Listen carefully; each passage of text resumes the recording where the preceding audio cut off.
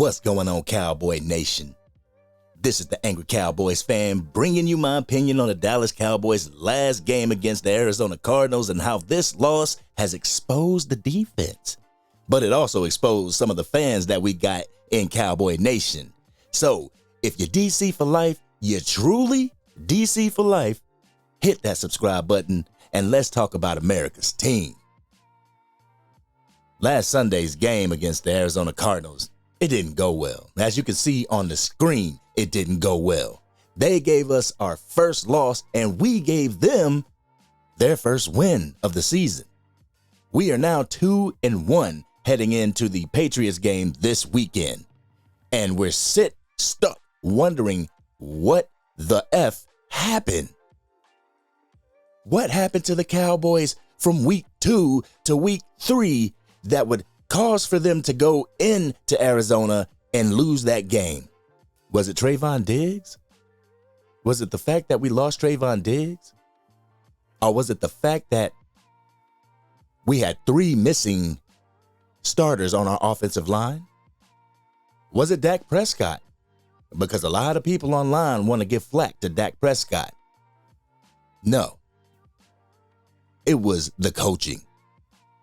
It was the coaching, plain and simple. We start at the top, and it was the coaching. Whether it was the play calling, because we would get down the field. But when we got in that 20-yard line, it was like we couldn't make it in the end zone. We only got in the end zone one time. And I believe we made 5 trips to the red zone. So whose fault is that? A lot of people want to put it on Dak Prescott's shoulders on these Facebook fan pages of the Dallas Cowboys, but I put it on the coaches. If the coaches would have come prepared, we might have won that game. There was different times during the game where we could have won that game.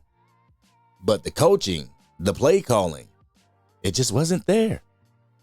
I don't understand it. Our offense was stagnant. But if you look at it, our offense against the New York Giants, our offense against the New York Jets, it was mediocre. It was mediocre to say the least. It was the defense that won those games for us. It was the special teams that won those games for us. It was our kicker who won those games for us. Our offense was stagnant. And I was happier than a pig and ish during the offseason when I saw our roster. I couldn't wait for the regular season to start. Like, I can't wait to see what Deuce Vaughn does with the ball.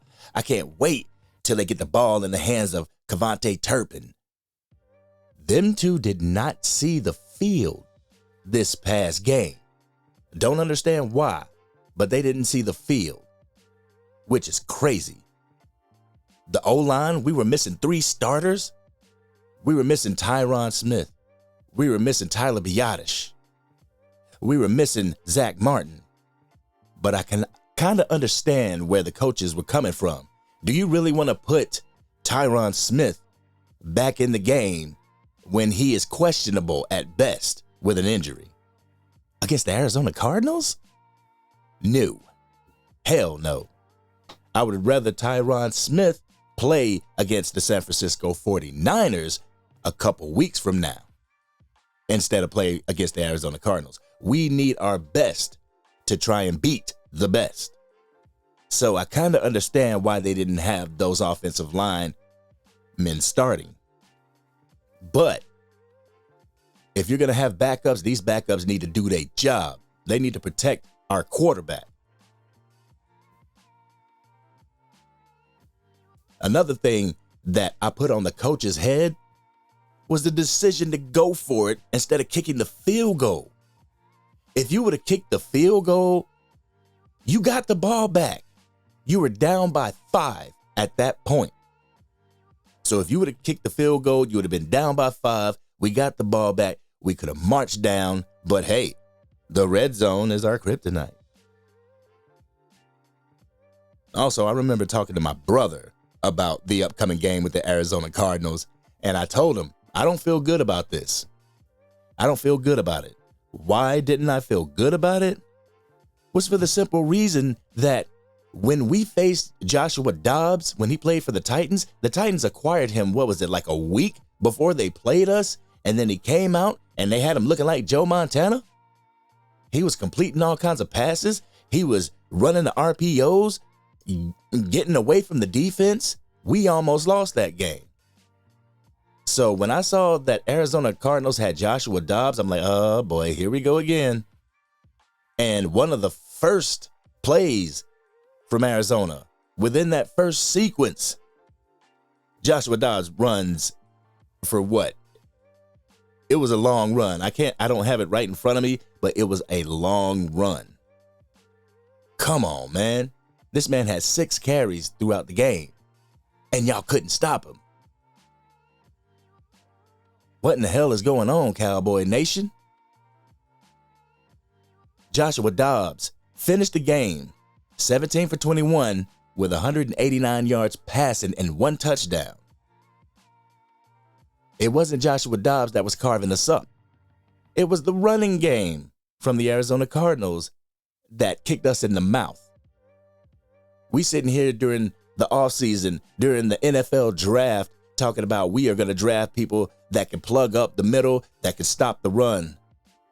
Mozzie Smith, we got him for that specific purpose. But it ain't working. The run defense did not show up. The pass defense, pass interference, illegal contact, all this crap down the field leads to being undisciplined. And when you are undisciplined on a football team, who gets the blunt force? Who is responsible? Who is responsible for being undisciplined on defense? That is the coaches. It's not Dak Prescott.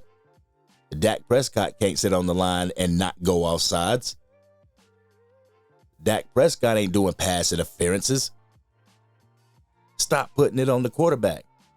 Our defense didn't show up. I've seen a couple stats. The defense had either 13 or 16 flags on them. How does that happen? How do you have that many flags on you when you look so disciplined against the New York Giants and the New York Jets? Man, the defense, we weren't flying to the ball like we were in the last 2 games. We weren't pressuring the quarterback like we did the last 2 games. And I believe when they brought pressure, Joshua Dobbs just snuck out of the pocket and took off running.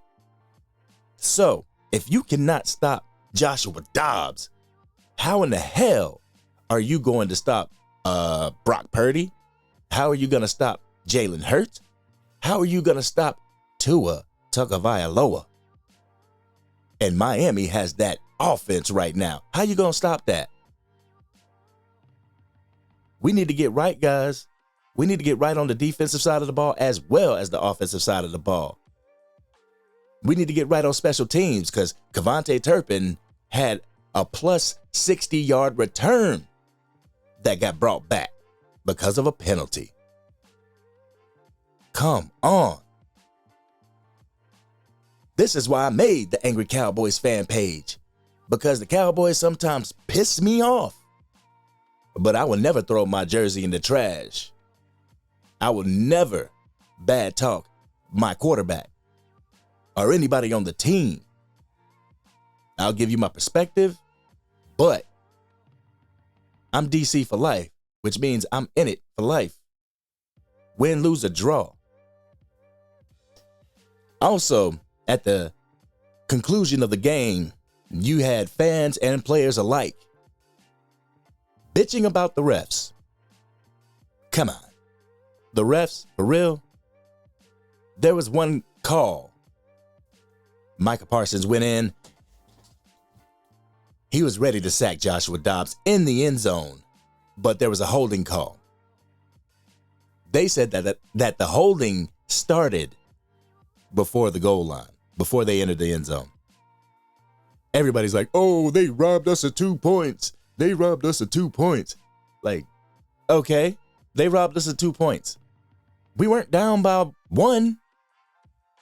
We weren't down by 1 at that time. It ain't like that safety would have gave us the lead. We lost by 12 points. Forget that 2 points. And if you got to look to the ref for calls, you don't deserve to be in the NFL. If you got to look for the refs to be on your side, why are you playing? We don't need the refs. This is what we got to instill in our brains. We don't need the refs. What we need is complementary football, fundamental football. That's what we need. And when the offense ain't clicking, the defense steps up. And when the defense ain't clicking, the offense needs to stand up. That does fall on your shoulders, Dak Prescott. I'm hearing a lot of people on the internet is talking about you don't have the clutch gene. Whenever the stuff is going down and we need you to perform like a $40 million quarterback, we don't get it. And that's what needs to happen. Dak, when the defense ain't doing well, we need you to step up. But at the same time, Dak Prescott can't throw the ball to himself. He needs his receivers. It all begins in the trenches. And like I said earlier, we were missing 3 starters. It all begins in the trenches. And if the offensive line cannot protect Dak, he has to get the ball out quicker than Ish. And when you don't have receivers getting separation, you can't get the ball out quick. Unless your coach schemes for it. This game falls squarely on Mike McCarthy and Dan Quinn. There were so many blown coverages on defense. Did you see that pass? I believe it happened in the 3rd quarter where the slot receiver just ran out and he was all by himself. Yeah, that's coaching. Stay with your man. I know Trayvon Diggs' injury didn't hurt the defense like that. I mean, it hurt the Cowboys. Don't get it wrong. Don't get it twisted. But our next man up is DaRon Bland. And he was doing good, had 5 interceptions last year. He was doing good last year. They didn't really pick on him or that side. They threw it everywhere. Whether it's on Stephon Gilmore, whether it's on Bland, whether it's on Jordan Lewis. They were throwing it. But the one thing that really gashed us was the run game. We have to stop the run. Another thing that we got to stop, well, Cowboys players have to stop doing, is feeding into this media crap. If you get what I'm saying. They need to stop going and doing these press conferences and these interviews saying that we are the number 1 defense, that we are doomsday defense. It was doomsday defense against the Arizona Cardinals, but not the way you expected. We got mocked. We got mocked. It was no good. So these players need to stop going. They need to stop doing interviews and saying that we're the best in the NFL, because the Arizona Cardinals proved that. There's teams out there right now that are still 3-0. And one of those teams is an NFC East rival. How are we going to be able to match up with the Philadelphia Eagles if we can't even beat the Arizona Cardinals? Next week, we have the New England Patriots. They got a vanilla offense. Are we going to be able to stand up with them? Or are we going to get beat by the New England Patriots? I honestly think that, I hope that, I'm not going to say I think, I hope that this loss has sparked a fire under the asses of each person putting on a uniform in Cowboy country. I hope this has sparked and lit a fire under the butt of Mike McCarthy and Dan Quinn. I hope this has scarred us to the point where we're like, we don't want this again. We don't want to lose to a team that we shouldn't lose to. We don't want to lose to a team that we had a 12-point advantage when it came to betting. 12 points. We had a 12-point spread. And guess what? The Arizona Cardinals beat us by 12. So maybe they should have been the favorites going into this game. All I got to say is, Dallas Cowboy players, stay off the internet. Stay away from ESPN. Stay away from FS1.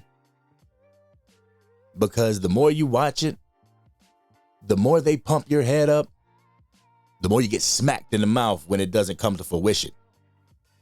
So for real, let your play be your talk. I know you guys tuning in is wondering where, I get some football knowledge. I used to play middle school, high school, played semi-pro. We won the championship. So I know a little bit about football. And I've been following the Dallas Cowboys for nearly 33 years. So with that being said, I am DC for life. Is there any positives that came out of this shellacking? Can you guys figure out any positives that came out of this shellacking? If you can, leave them in the comment section below. But I got two. The first one is Michael Gallup showed up. I mean, the first two games, he wasn't really there. He was kind of MIA. But this game, he showed up, caught 6 balls for 7 attempts, and got 92 yards. That's what's up. We need you, Michael. We need you, Michael Gallup. But the second thing is Brandon Aubrey. A breath of fresh air. This last game, Brandon Aubrey had more points than our offense. That's bullish. That don't need to happen. When your kicker has more points than your offense, something's wrong. So I thank the football gods that we have Brandon Aubrey. But this also brings me to another issue that I have, not only with the Dallas Cowboys loss, but it's with the fans. Some fans, I understand what Stephen A. Smith is talking about, that he has respect for the Dallas Cowboys as an organization and as a team, but he can't stand the Cowboy fans. I understand that because every time I go on Facebook and I go to the Cowboy forums, I go to the Cowboy groups, we got more Cowboy fans spreading Cowboy hatred than Philly. America's team gets hate. That's there's no getting around that. America's team is going to get hate. We don't need to be the ones that's bringing that hate. You understand what I'm saying? You feeling me? I mean, Dak Prescott's a bum, and I've known this for 7 years, blah, blah, blah. Come on now. Were you screaming this when Tony Romo was our quarterback? Because there was times where we were 9-9 for a couple years straight, where we missed the playoffs, where we didn't win the division under Jason Garrett. Did you say we had to get rid of Tony Romo? When he fumbled that snap for the kick, they put him in there specifically to hold the ball so that they could get the kickoff. Did we demonize him like we're doing Dak Prescott now? No. It was, okay, let's move on to next year. So, we got to stop as a fan base putting our players down. We got to stop that. It gets me pissed off because not only am I fighting against Philadelphia Eagles fans, New York Giants fans, Washington Commanders fans. Oh, and by the way, they're getting sued to return the name to the Washington Redskins. Do you think they should do it? Put it in the comment section below. But we have a number of teams and a number of teams' fan base that hate the Dallas Cowboys. As many Cowboy fans as there are across the United States, there's about an equal amount of Cowboy hatred. So, when we lose, we don't need our Cowboy fan base adding fuel to the fire. Unfortunately, all the players, especially your premier players like quarterbacks, receivers, we even got defensive ends, they pay attention to social media. I mean, they shouldn't, but they do.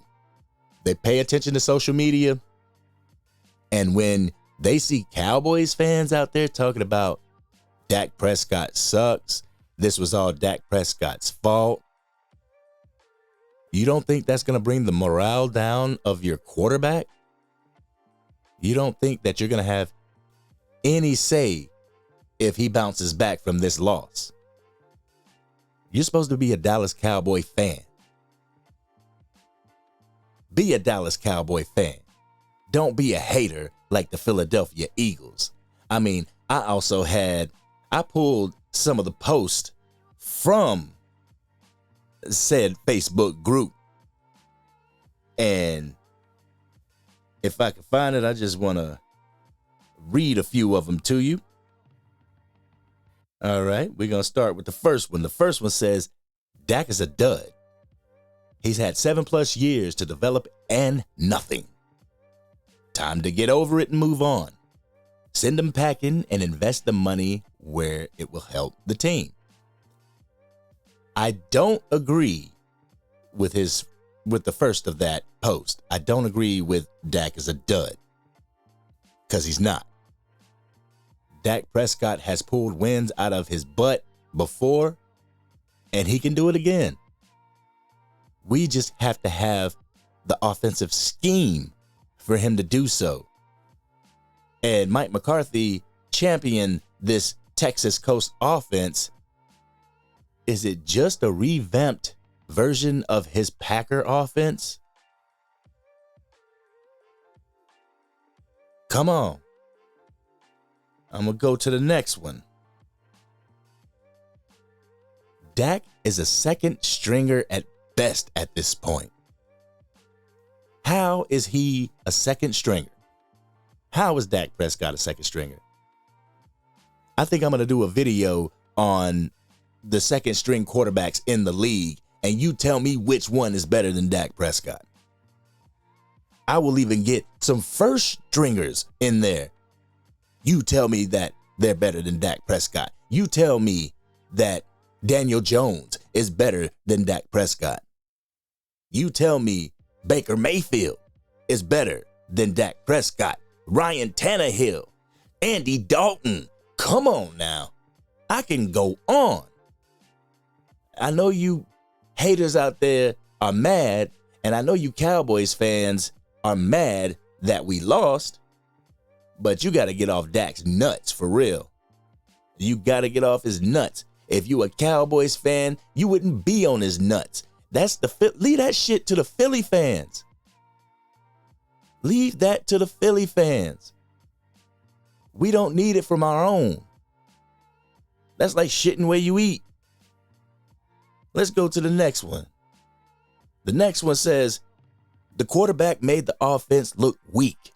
No red zone offense. That falls on Dak. Whoever did that, apparently you have never played or have never been a part of a team. The red zone offense has very little to do with Dak Prescott. The red zone offense is all about scheme. What are you going to do when you hit the 5-yard line? What are you going to do when you hit the 10 or the 15?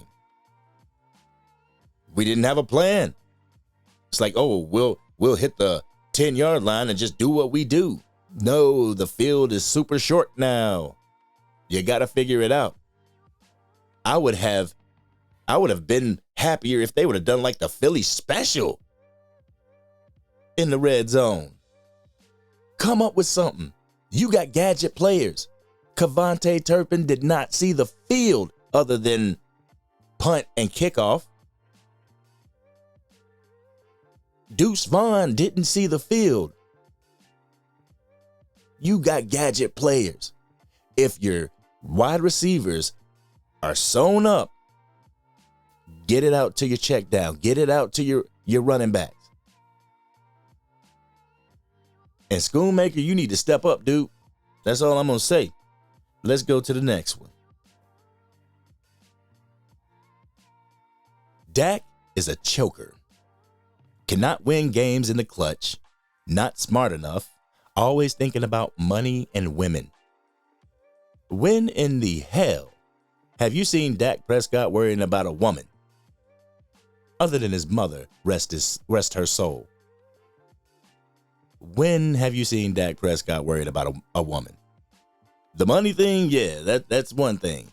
Dak Prescott could sacrifice a little bit of money to get some weapons on offense as well as defense.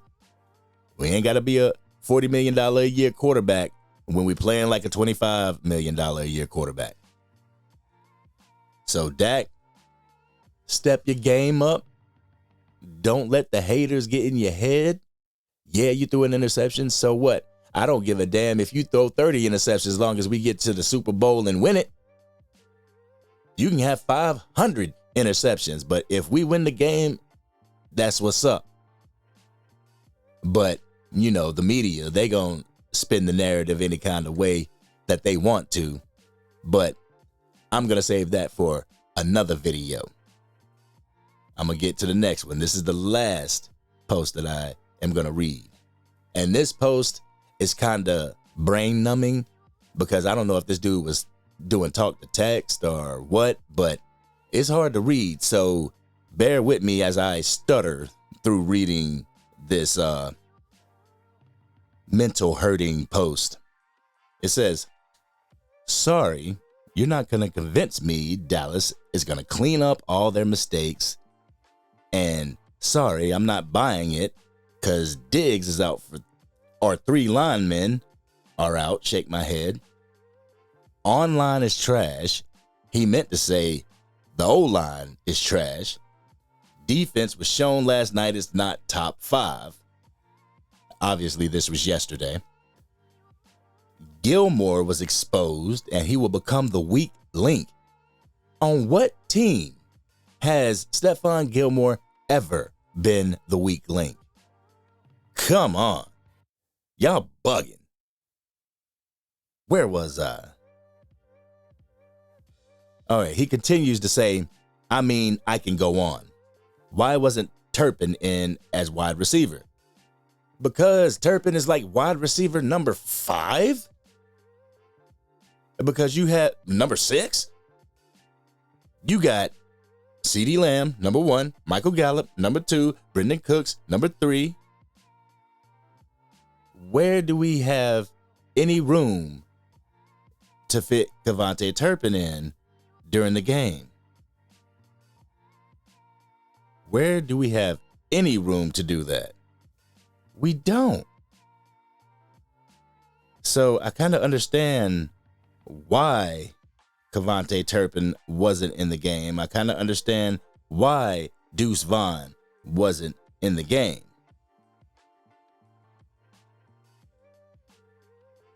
Yup. Man, there's so many people out there that just, they get on my nerves with this shit. And they get on my nerves to no end. And then, on top of that, not to mention, I have heard people say that they need to put Trey Lance in instead of Dak Prescott. Are you bugging? Y'all definitely bugging when you say that.